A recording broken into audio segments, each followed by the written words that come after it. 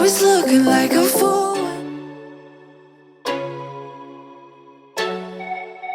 Hey, welcome back to my channel. Today I've got a super easy Crockpot garlic butter steak bites, and it is very easy, very delicious. So first things first, you need about, I would say get about 3 pounds of, I just use stew meat. I ordered a grocery pickup, and they didn't give me enough meat, but you know, we may do, but 3 pounds would be good. So you'll add that to a crock pot along with steak seasoning.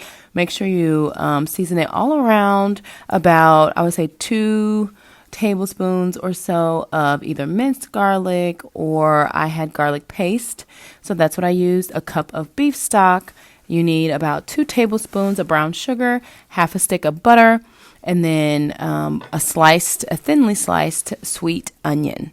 And so you're going to mix all of that in and cook it on low for about 6 hours. And then when it's done, you're going to, if you need to thicken up the sauce, just make a cornstarch slurry. And if you don't know what that is, it's basically equal parts cornstarch dissolved in water. Make sure it's cold water. If it's hot water, it will get kind of chunky and it won't dissolve as well.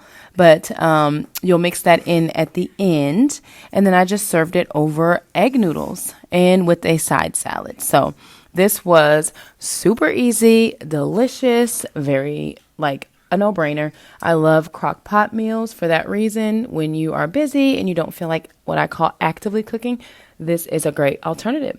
So let me know what you guys think. Let me know if you're going to try it out and leave me a comment below. Thanks. Bye-bye. So insecure about myself when I met you.